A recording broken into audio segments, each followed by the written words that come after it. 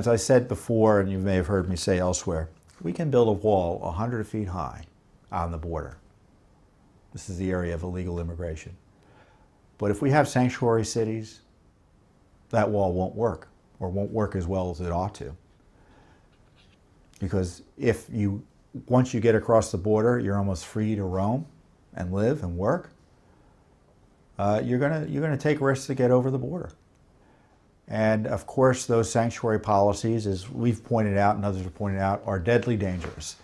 The shooter of Kate Steinle, the illegal immigrant who was released onto the streets thanks to San Francisco sanctuary policy, outrageously was found not guilty of murder by a jury in San Francisco.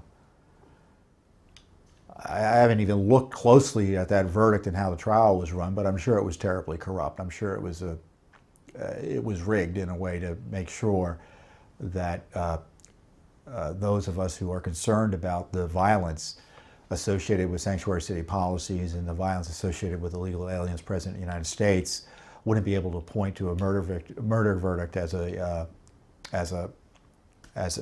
supporting point for our argument.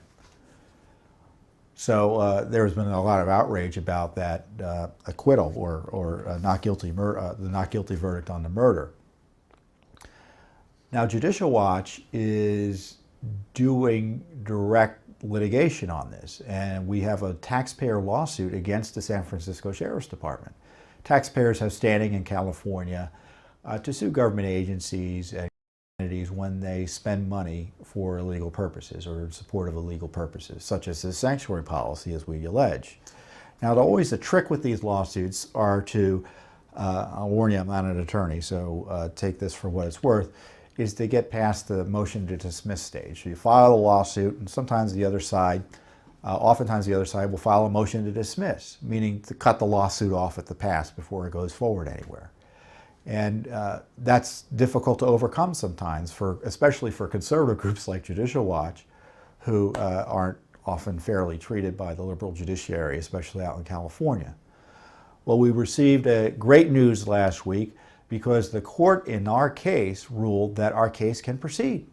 It survived the motion to dismiss, which means we will get discovery and be able to prove our case, thankfully, to the court that San Francisco's sheriffs, we're suing specifically the Sheriff's Department, and that the policy is illegal and should be stopped.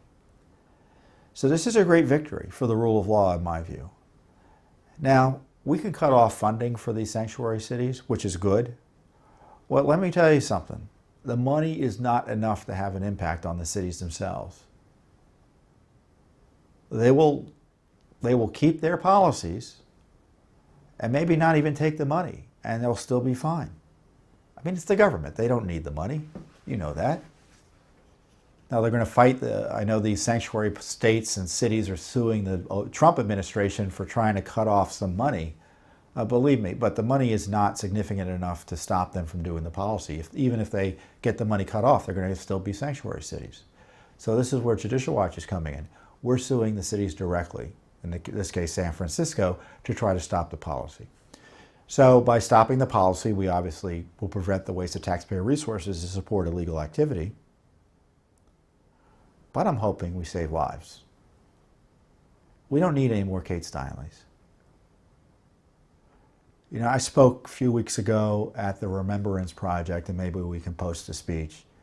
And the Remembrance Project is a group that brings together the families of people who've lost their family members. The families, let me put it about it, the families of victims of illegal alien crime.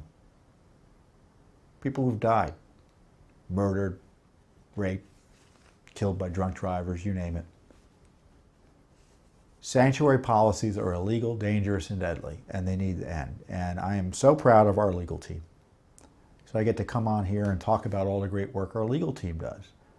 You know, all that litigation on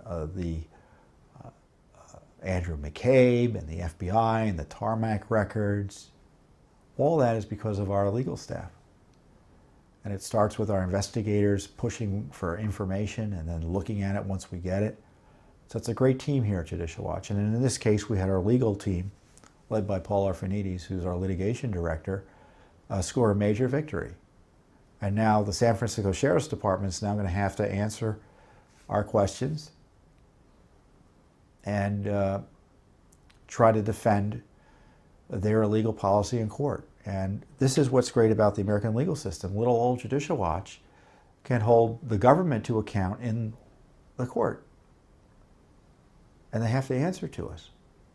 So it's a great accountability story, and I'm hopeful we win in the long run. It was a significant legal hurdle we overcame. I don't want to overstate it because we still could lose in the end. But it accomplishes much in the way of alerting Americans about the dangers of the sanctuary city policy. And I hope it puts other cities on notice that, hey, Judicial Watch is out there, and they may sue us on this sanctuary policy. And I can tell you that they are afraid of Judicial Watch because we've warned them off on a few cities and localities off on these sanctuary city policies, and they've backed off. So it's well worth doing the work.